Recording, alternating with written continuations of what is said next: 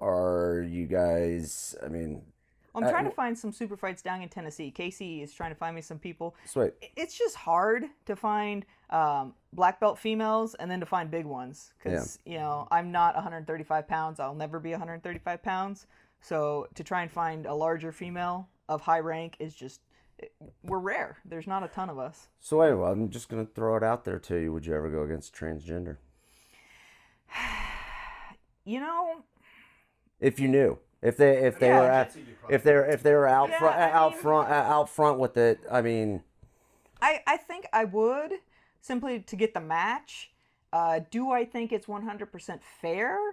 I mean, if I don't think it is, because okay, they're now having female hormones in their system, but for 15 to 20 years.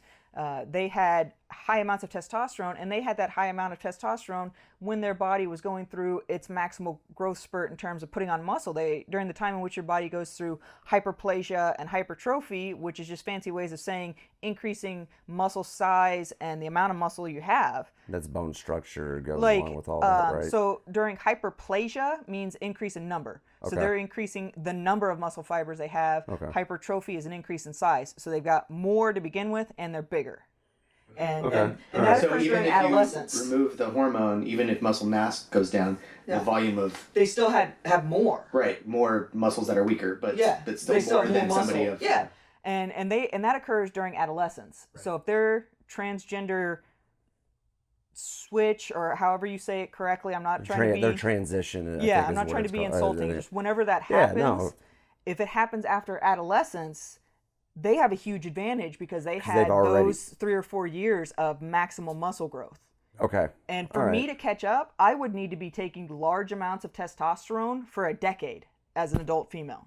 Really? Yeah. So, let's say it's a female going over to a male in their 30s. Yeah. So instead of their 20s and everything, they're going over to 30s. She's going to be at a huge disadvantage. I mean, they would have to take the person would have to take high doses. Oh my gosh, because you got to think unhealthy boys, doses, right? Oh yeah. Oh, okay. It's going to turn. They're not going to be able to do their transition. But you got to think as they're going over there, those individuals, they had the adolescent muscle growth time, and then they continue to have the testosterone. And it's just okay. Yeah. Wow. So they're going to be behind the entire time. All right, guys, we got to take a break real quick. I need you guys to check out The Rewind Mystery Girl. Hope you guys enjoy it.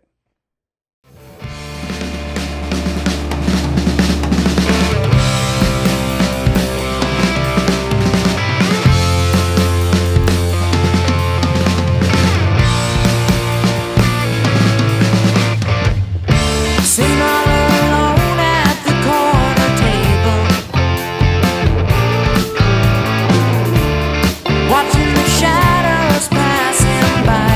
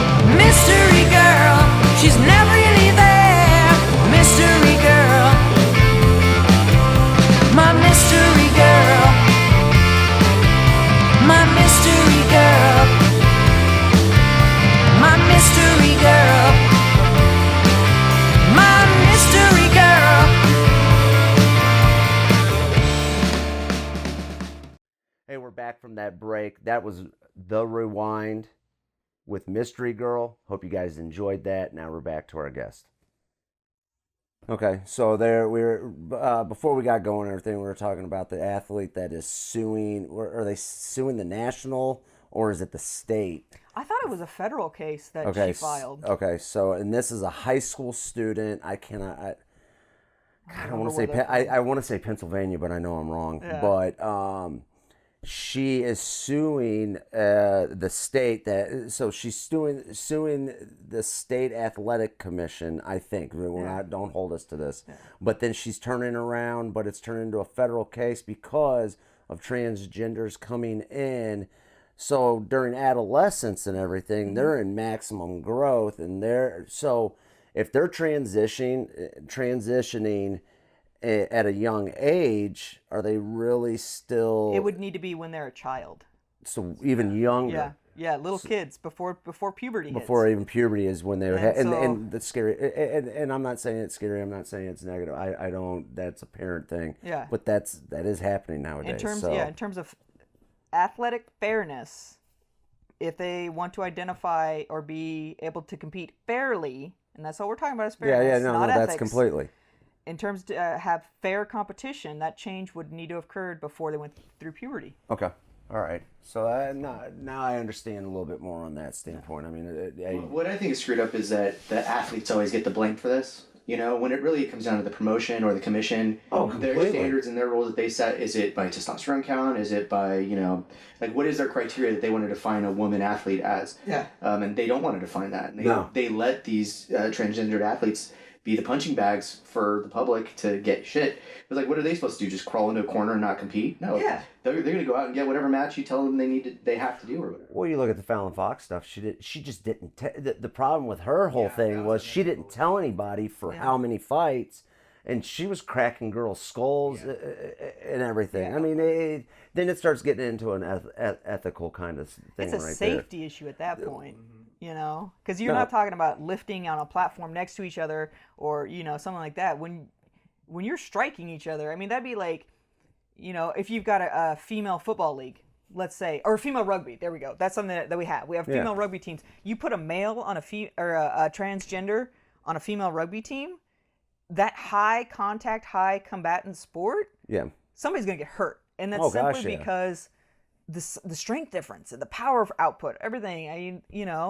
That's when you're going to see it. It's a safety issue at that point. I know this is like a vague ballpark guess, but if you would, let's say you were to fight a transgendered athlete, what would you be willing to give up? Or what would you take for them to lose weight? Like 20 pounds, 30 pounds below you before you would say, okay, this is more of a reason? I would want like a body scan. if we're going to go, for it to be fair, both of us get a DEXA, and until our muscle masses are within like 5% of each other, it's not technically fair. That's a fair claim. No, no, but that's where like society's got to, on the athletics part of society, everybody's just got to come put their 2 cents in, and I already know what people are they're gonna come and troll the shit out of that, but literally everybody's got to come to a head on this and be like, okay, you've got to have your male, female, and transgender, like to where it's that, or then you start putting in this DEXA. The DEXA, yeah.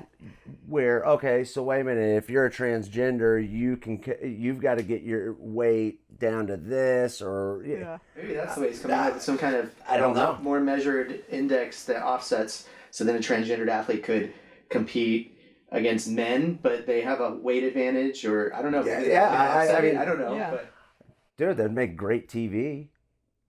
I mean, I'm sure the DEXA executives right now are like, pump up, let's make some more production. No, but I'm really looking, when I say it's going to make great TV, I mean, the whole thing, the war of the sexes and stuff, go back to Billie Jean against, in tennis, and she beat, but I mean, people say to this day, he was over the hill. So, I mean, I'm looking at it this way. I'm my wife's biggest fan for jiu-jitsu and stuff. I just think people get like the goal is to have a fair competitive match. The most competitive. Right. So gender is almost like a relevant issue if that's your real goal. Because you're going to offset and find, cross-gendered opponents. I could fight a woman like do you really want to fight a woman? He loves I mean, you were pretty your facial expression and everything there was like, if I could fight a woman. There's a way to offset it where it's fair. But to elaborate on AJ's point, I mean, that's absolutely true. Think about it. If we didn't do weigh-ins anymore, if you only did body scans, that would also cut out all of the weight cutting. Yeah, that's true. Yeah, that's a good point. When they're cutting weight, all they're doing is cutting water. Just do a scan. You have to do 1,001 tests anyway before you can step in. What's one doing? One's over in Asia. One FC. They're like whatever pays the bills. I don't know what they're doing. Well, no, they like the weight cutting or whatever. They don't. Is it not same day? Or something? Yeah, it's not same day or something. Is it weigh in on the same day? Yeah, I think it's weigh in on the same day. I think you weigh in that morning and then you fight that night. I think. I'll have to do some research on it. Yeah. I don't know.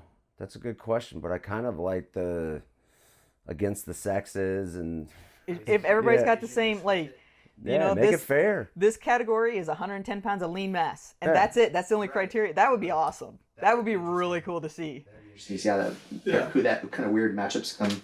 Well, yeah, because you could have people, guys and girls coming in at 110 pounds of lean mass, and you could have. It'd be very interesting to see, especially when they have different amounts of fat tissue, how that plays into it. That'd be cool. Let's start a fight league. Okay. Yeah. That would be pretty neat. Yeah. So, all right. So, looking at it this way, we're on the transgender side, on the athletic and stuff. There is science that proves that there is an unfair advantage. Yes. And looking at it as people that enjoy. But I mean, to clarify, within the current weight class ranking, yes. The weight doesn't account for this. Yeah, it doesn't account for this new fight league that's going to come up. Yeah. Is RP going to be part of? Yes. Is RP going to be part of this? Nick's probably messaging me right now, Jen. This is a great idea. Yeah, definitely. All right, we'll take it. Hey, AJ, you're the fight promoter. I'll get a clipboard and glasses immediately. Yeah. He just wants to go around with skin calipers, start pinching everybody. So Jen, looking at it this way, your jujitsu has delegated where you have gone in life. Yes, 100%. So lifestyle change, everything like that. So how the hell did the glass blowing get into this? So the way that started is I took my mom to Branson, Silver Dollar City, about 2 years ago now for Christmas. Because I remembered going as a kid. And it was so neat because there were like people there painting right in front of you and making candles and doing the blacksmithing and the glass blowing. And then we went there a couple years ago as an adult. And I was excited. I was like, all right, I'm an adult. I have money now. I can get some of this stuff I saw as a kid that I thought was so cool. Because that's what you do as an adult is you just buy all the stuff you couldn't have as a kid. That's what adulting is all about. Okay, all right. I'm doing it wrong then. Like 30 slot machines. Yeah. That's what. There's nothing wrong with collecting slot machines. That's another hobby of mine. It's a good time. So do you sit at home? Do you sit at home like you're in Vegas? And do you have like mannequins that have like cigarettes and stuff? And I have the cat smoking a cigarette actually. Yeah. Smoking a cigarette. One of the cats is dressed inappropriately. He's got a teat hanging out. It's just it gets crazy at my house. It gets a little wild. Okay. Sit there with a watered down Cape Cod. Just like this. Bear's over there in the corner, got a cig. Pit boss. But anyway, so we went there, and I was expecting to see all this cool stuff that I saw as a kid and see all the people handcrafting items. It wasn't there. There was still the big glass blowing with like the giant furnace, and that was it. None of the other crafts makers were there. And even the big glass blowing, when you went into the shop part, hardly any of it was actually made on site. It was all coming out of China. Came from China. Yeah, and so I was like, until the tariffs hit. Bring production back to the States. Bongs and bubblers and pipes are gonna go up on that level.